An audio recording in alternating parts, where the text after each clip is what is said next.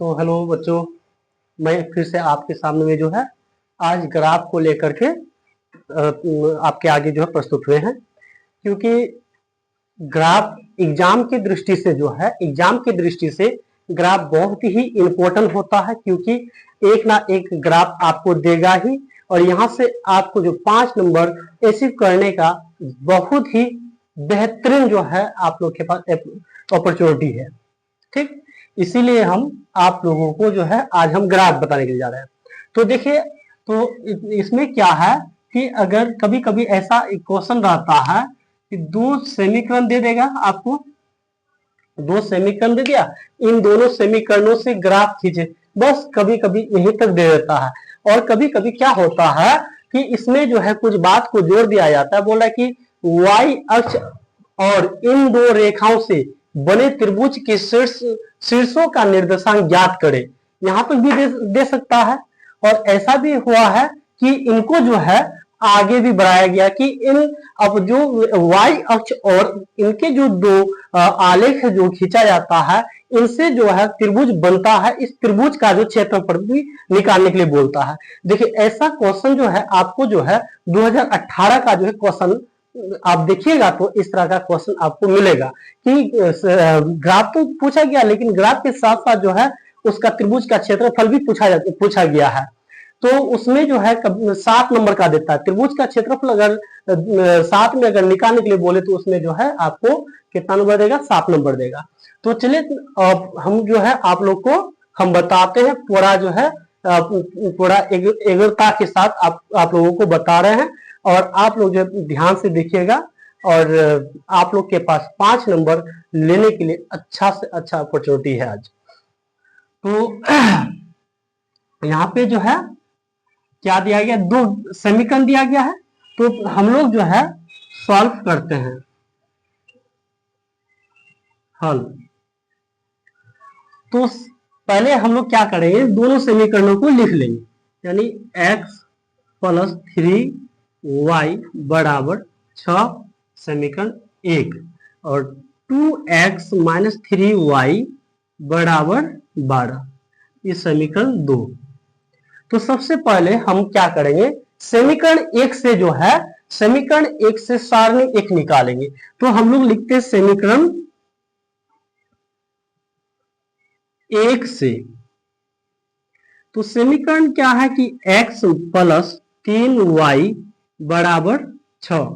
ठीक, तो अब जो है हम लोग समीकरण इस तरह करके लिखे। अब इसमें जो है हम लोगों को क्या करना है कि एक तरफ जो x या y का मान को रखना है। तो हम लोग क्या करते हैं, इधर जो है x बराबर कर देते हैं, x बराबर यहाँ 6 का 6 है, ये है, प्लस में उस पर आ जाएगा तो माइनस में 3y आ जाएगा। तो अब x के साथ अगर कोई भी अचर राशि रहता तो हम लोग क्या करते, अचर राशि को बराबर का इस पार कर देते, उसमें एक तरफ जो है सिर्फ सिंगल चर राशि को ही रखते हम लोग। अब यहाँ पे जैसा कि यहाँ पे चर राशि सिंगल दिया गया है कि x = 6 - 3y आ गया है। तो अब हम लोग क्या करेंगे, सारणी लिखेंगे, यानी सारणी 1 बनाते हैं।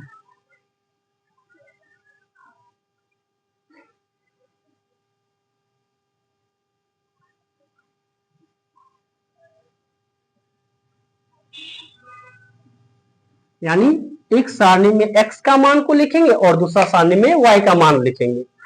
तो देखिए, एक सरल रेखा को खींचने के लिए हम लोगों को कम से कम 2 बिंदुओं की आवश्यकता होती है। तो इसलिए हम लोग जो है ज्यादा जो है सारणी बड़ा नहीं करेंगे, छोटा सा सारणी निकालेंगे, इसमें जो दो बिंदुओं का निर्देशांक निकालेंगे, काफी हो जाएगा हम लोग के लिए। तो देखिए, अगर सारणी निकालने के लिए अगर इधर जो है मेरा इसका x का मान अगर बट्टी में नहीं आता है तो हम लोग के लिए बहुत ही सरलतम रूप है। अगर बट्टी में जाता है तो थोड़ा सा सोचना पड़ता है उसमें। अब इसमें कुछ भी सोचने का कोई जरूरत नहीं है। अब इधर जो बराबर का इस साइड पे जो भी रहेगा y x जो भी रहेगा, इधर वाला मान को मानेंगे हम लोग और इधर वाला मान जो है बराबर का इस पार वाला अपने से निकल जाएगा। इधर वाला जो है y का, जैसे इधर y है, y का मान को जो है हम लोग मानेंगे, हम लोग कुछ भी मान सकते हैं, 0, +1, -1, +2, -2, +3, -3, इस तरह का जो है लेते जाएंगे हम लोग। तो चलिए तब हम लोग पहले क्या करते हैं, आप लोग को कुछ समझाने के लिए जो है हम थोड़ा सा रफ करते हुए जाएंगे। तो अब इधर जो है y का मान हम लोग अपने मन से 0 भी मान सकते हैं, 1 भी मान सकते हैं। तो हम लोग y का मान क्या माने, 0। अब y के जगह 0 देने पर x का मान क्या निकलता है, देखिए यहाँ पे x बराबर 6 - 3y, तो x बराबर 6 का 6 - 3 गुना y के जगह 0, तो 0 दे दिए, तो x बराबर 6 - 3 गुना 0 बराबर 0, यानी x बराबर कितना निकल गया, 6, यानी 6 में से 0 जाए या जोड़े तो बराबर कुछ नहीं होता है, इसका 6 का 6 जो भी संख्या वही आ जाएगा, यानी x का मान मेरा क्या निकला, 6 निकला, और y का मान हम लोग माने कितना, 0। तो y का मान को कितना माने, 0, लेकिन मान कितना निकला, x का मान 6, तो x के घर में 6 बैठा देंगे। उसी प्रकार अब हम लोग जो है y का मान जो है, y का मान को कुछ भी ले सकते हैं। चलिए एक बार 0 ले लिए, तो एक बार हम लोग y का मान को 1 लेकर के देखते हैं क्या होता है। तो यहाँ पे जो है x बराबर 6 - 3 y, यानी x बराबर 6 घटा 3 गुना y के जगह 1, तो x बराबर 6 घटा 3 × 3, यानी x बराबर कितना घट के आ जाएगा, 3। तो यानी x का मान जो है मेरा 3 निकला, और y का मान हम कितना माने, 1 माने, तो y का घर में 1 रखेंगे, और x का मान कितना निकला, 3, तो 3 यहां बैठा देंगे। मेरा सारणी 1 कंप्लीट हो गया। अब हम लोग जो है समीकरण 2 से लेते हैं, समीकरण 2 से, समीकरण 2 क्या है कि 2x - 3y बराबर 12, तो इधर 2x को रख देते हैं, और यहाँ 12 माइनस में है तो +3y। हम क्या बोले हैं कि इधर जो है सिर्फ चर राशि को रखेंगे, अचर राशि को नहीं, तो यहाँ पे 2 क्या आ जाता है, अचर राशि, तो अचर राशि को उस पार करेंगे, तो x के साथ अचर राशि का संबंध क्या है, गुना में। अब बराबर का उस पार जाएगा तो वो क्या आ जाएगा, भागा पे चल जाएगा। भागा का कहने का मतलब क्या होता है कि बट्टे के नीचे, तो यानी x बराबर जो है 12 + 3y बट्टे 2 आ जाएगा। ठीक, अब हम लोग जो है सारणी 2 निकालते हैं, सारणी 2।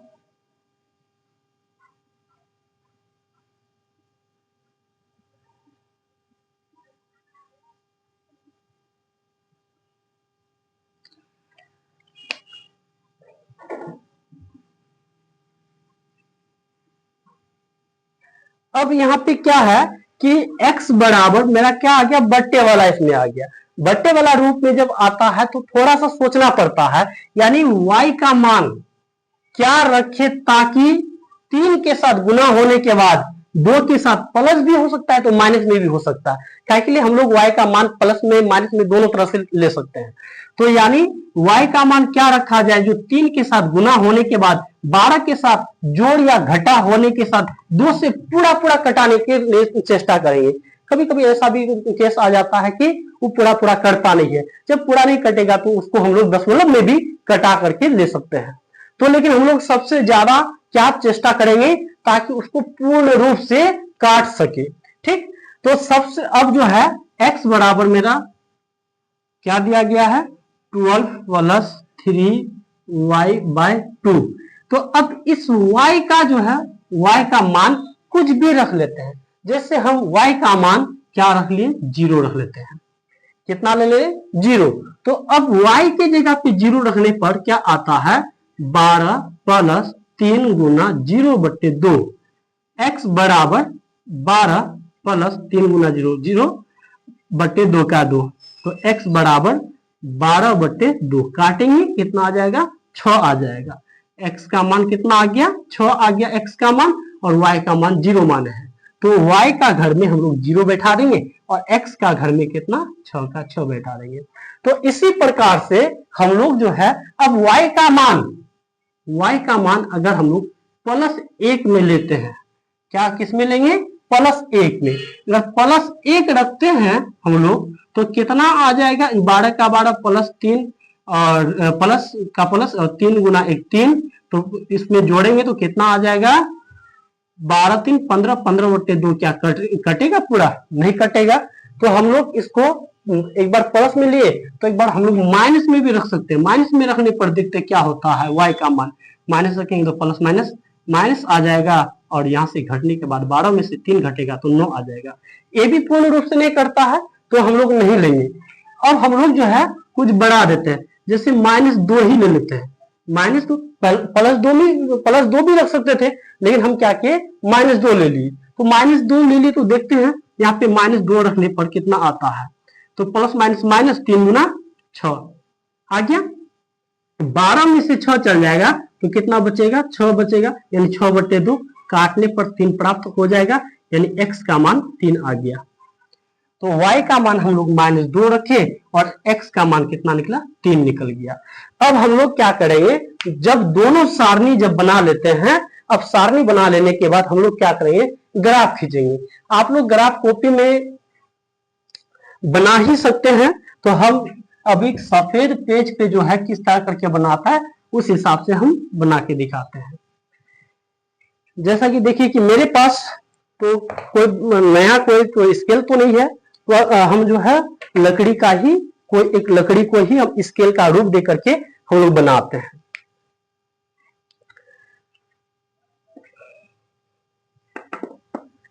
एक लकीर फाड़ लेते हैं,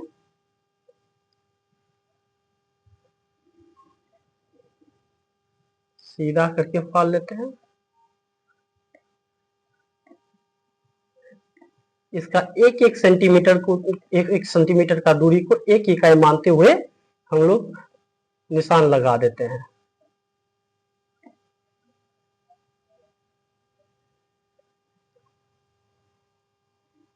निशान लगा दिए। अब क्या देख रहे हैं कि y यानी x जो है माइनस की ओर ज्यादा क्या कुछ भी नहीं है, हम लोग x के तरफ माइनस का जो है ज्यादा हम लोग को कुछ लेना नहीं है, लेकिन y जो है माइनस की ओर 2 है, तो हम लोग इसी को इसी हिसाब से बैठा देते हैं।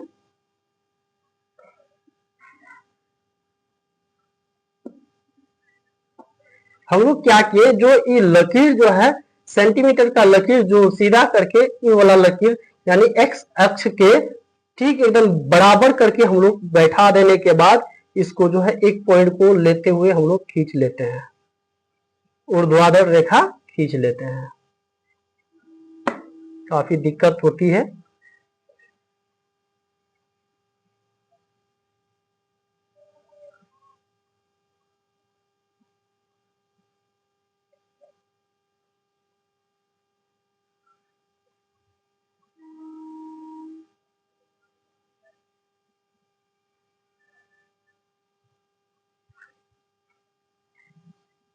इधर जो है y, नीचे हम लोग क्या लिखे, y डैश लिख देते हैं। इधर जो है मेरा हम x कर देते हैं और इस साइड x डैश कर देते हैं। जो x अक्ष और y अक्ष जिस बिंदु से गुजरता है ना, उसको हम लोग क्या बोलते हैं, मूल बिंदु बोलते हैं। मूल बिंदु को हम लोग O या 0 से स्टार्ट करते हैं। जैसे संख्या रेखा पे हम लोग 0 से स्टार्ट करते हैं, तो इसी तरह यहाँ पे 0 से स्टार्ट किए। यहाँ पर 1 दे दिए, 2 3 4 5 6 7 8, 1 2 3 4 5, इधर -1 -2 -3। इसको जो है हम लोग क्या कर देते हैं, और थोड़ा लंबा कर देते हैं, -4 -5, और इधर -1 -2। अब हम लोग पहला सारणी 1 से जो है हम लोग आलेख खींचते हैं। सारणी 1 से हम लोग क्या करेंगे, पहले आलेख खींच लेते हैं। पहला क्या देखिए, x का मान 6 है, यानी x का लकीर में 6 प्लस कहां पे आता है, इस जगह आता है, थोड़ा चिन्हित कर दिए। तब उसके बाद y का मान 0, यानी इस y का लकीर में 0 कहां पर है, यहां पर। अब यहां से जो है ये 6 की ओर बढ़ेगा, तो 6 की ओर बढ़ने पर या 6 के पास आकर के एक क्या बना देगा, बिंदु बना देगा। इस बिंदु का जो निर्देशांक होगा, इस बिंदु का निर्देशांक x का मान, जब भी निर्देशांक लिखा जाता है तो x का मान को पहले लिखा जाता है। तो x का मान हम लोग क्या कर देते हैं, पहले लिख देते हैं 6, और y का मान कितना है, 0। दूसरा, तो x का मान कितना है, 3, और y का मान +1, यानी इस y का लकीर में +1 यहां पर। हम लोग क्या करें कि इसको जो है दिखाने के लिए हम लोग इस तरह करके जो है स्केल को बैठाकर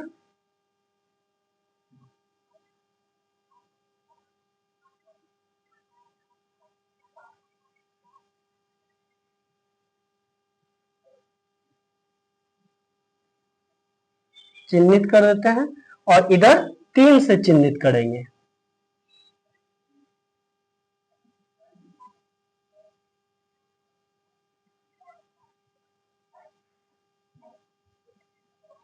तो इधर x और y का मान जाकर के किस जगह मिला, इस बिंदु पे मिला, यानी एक नया बिंदु मेरा कहां पे कहां बना, इस जगह पे बना।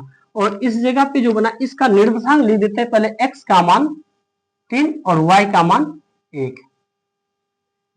अब सारणी 1 से 2 बिंदु बना, एक तो पहला बिंदु मेरा कहां बना, इस जगह पे, और दूसरा बिंदु इस जगह पे। अब इन दोनों बिंदु को जो है मिला देंगे, तो इससे हमको एक सीधा आलेख मेरा प्राप्त हो जाएगा।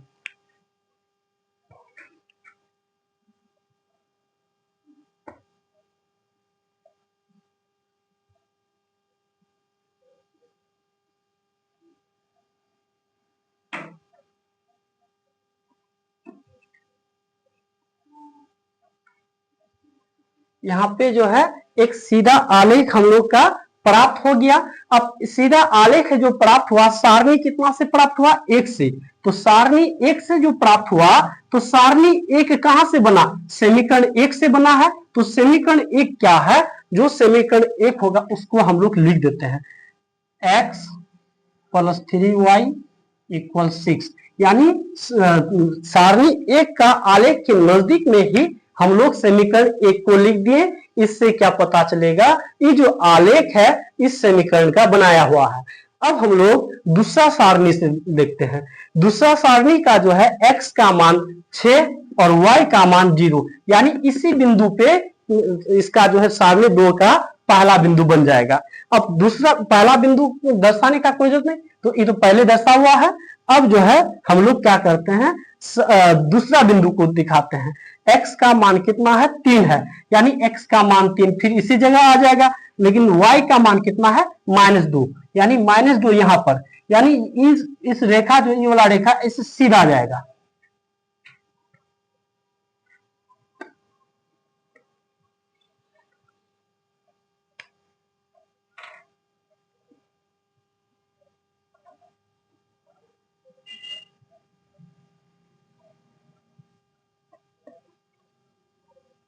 इधर से 2 से तो चले गया, अब हम 3 से लेके आएंगे।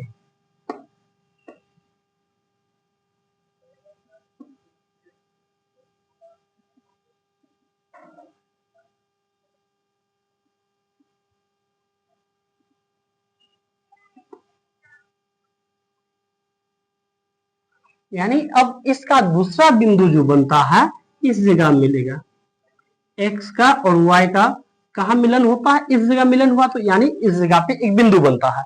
इस बिंदु का निर्देशांक जो है x का मान 3 और y का मान कितना आ गया, -2।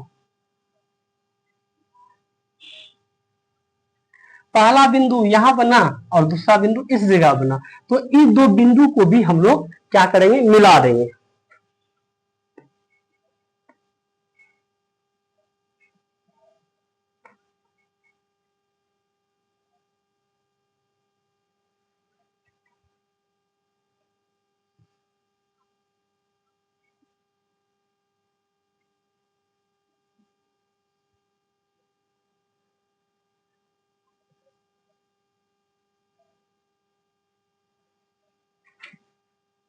दोनों को हम मिला देते हैं।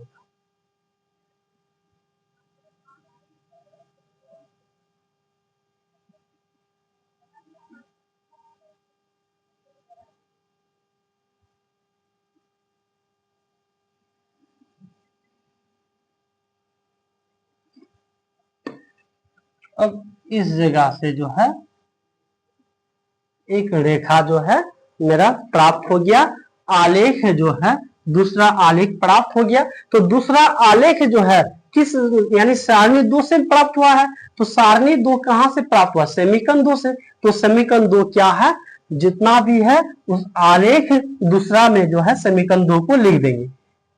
2x - 3y = 12 हो गया। ये मेरा समीकरण ग्राफ जो है, ग्राफ खींचने वाला बात था, तो हम ग्राफ खींच के तैयार कर दिए। तो सबसे पहले जो है इन दोनों समीकरण का, इन दोनों समीकरणों से एक ग्राफ खींचिए। तो हम यहाँ तक जो है अपना काम पूरा तमाम कर दिए, हम पूरा क्लियर हो गया। अब इसमें क्या कहता है कि y अक्ष, कौन सा अक्ष? y अक्ष, यानी ये वाला लकीर, और इन दोनों रेखाओं से, इन दोनों का मतलब क्या? इन दोनों रेखाओं से क्या बनता है? त्रिभुज। बने त्रिभुज, इस बने त्रिभुज का शीर्षों के निर्देशांक ज्ञात करना है। तो इस ऐसे रेखा और ऐसे मिलकर के जो है इस प्रकार से मेरा एक यहाँ पे निर्देशांक बना, एक यहाँ पे निर्देशांक बना, एक यहाँ पे निर्देशांक बना। इस तरह करके मेरा क्या तैयार हो गया? एक त्रिभुज तैयार हो गया। इस त्रिभुज का जो है शीर्ष का जो है निर्देशांक ज्ञात करने के लिए बोल रहा है। तो हम लोग यहां लिख देते हैं शीर्ष के निर्देशांक, शॉर्ट पे लिख देते हैं निर्देशांक। निर्देशांक जैसे ए का निर्देशांक, हम किसी बिंदु को ए मान लेते हैं, इसको बी मान लेंगे, इसको हम लोग सी मान लेंगे।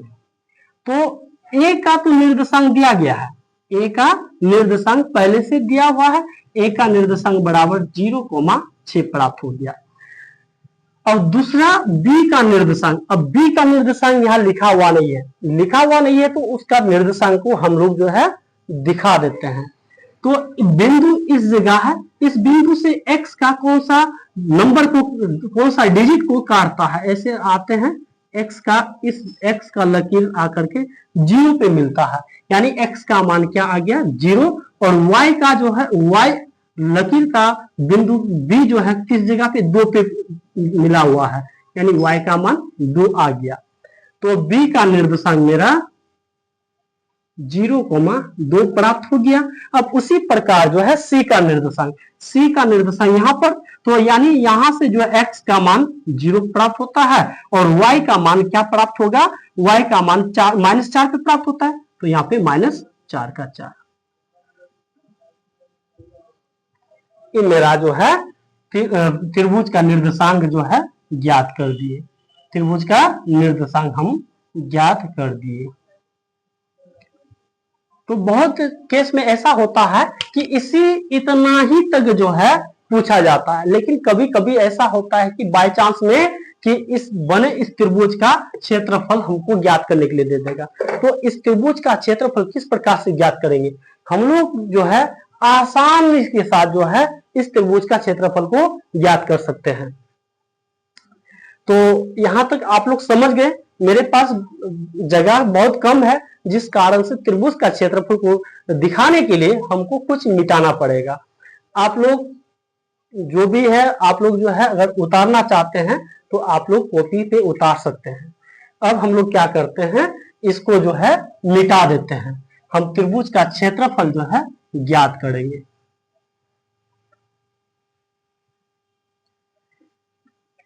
यहां तक खत्म हो गया। तो देखिए, त्रिभुज का क्षेत्रफल को ज्ञात करने के लिए जिसमें भुजाओं का लंबाई या ऊंचाई नहीं दिया रहता है, तो उस कंडीशन में जो है त्रिभुजों के शीर्षों के निर्देशांक के आधार पर से जो है निर्देशांक के आधार पर हम लोग त्रिभुज का क्षेत्रफल निकाल सकते हैं। जैसे 7.3 में हम लोग देख चुके हैं त्रिभुज का क्षेत्रफल 1/2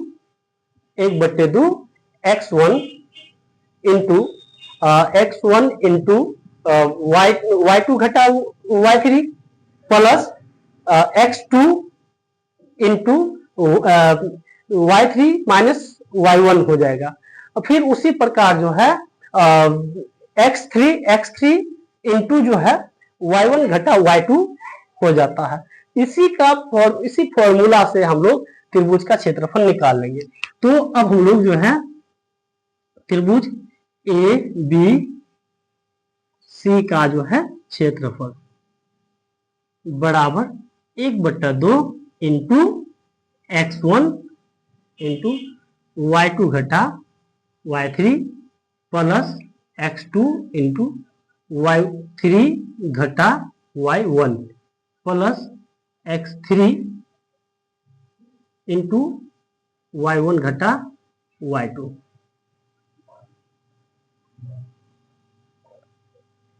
अब 1/2 का 1/2, x1 का मान देखिए इधर जो है इस साइड वाला इसको x1 बोलेंगे, ये y1, x2 y2, x3 y3।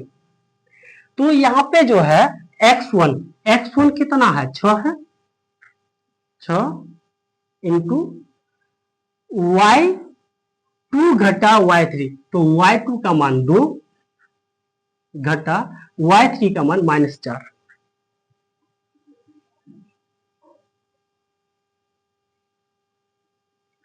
Plus x2 का मान कितना है 0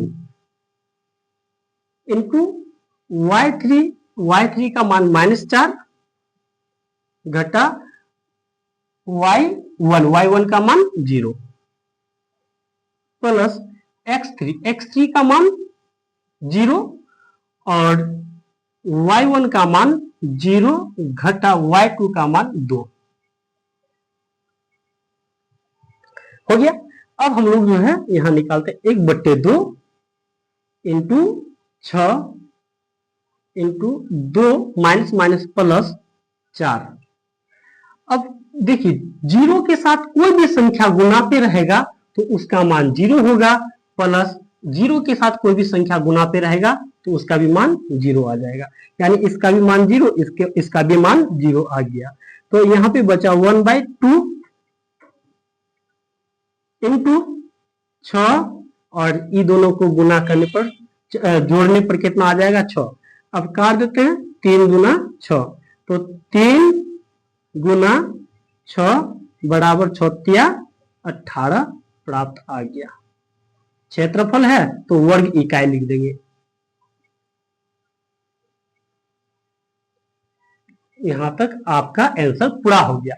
इसी प्रकार से जो है हम लोग त्रिभुज का क्षेत्रफल निकाल करके दिखा सकते हैं, निर्देशांक निकाल के दिखा सकते हैं, ग्राफ खींच करके दिखा सकते हैं। तो इसी तरह का जो है कभी कभी दे दिया जाता है। अगर त्रिभुज का क्षेत्रफल अगर हम अभी नहीं बता के देते तो हो सकता है जब आप लोग को जो है इस तरह का क्वेश्चन अगर आ जाएगा तो आप लोग बोल सकते हैं कि सर हम लोग को त्रिभुज का क्षेत्रफल निकालने के लिए नहीं बताया गया है। तो इसी में कंफ्यूजन रह जाता है, जिस कारण से 2018 में जो है बहुत कोई बच्चा जो है ग्राफ ही बना करके छोड़ दिया है, उसका क्षेत्रफल निकाला ही नहीं है। तो ठीक है, आप लोग अगर समझ में नहीं आता होगा तो आप लोग कमेंट कीजिएगा, फिर से हम आप लोग को बताने का कोशिश करेंगे और आप लोग को हम यहीं तक जो है छोड़ देते हैं।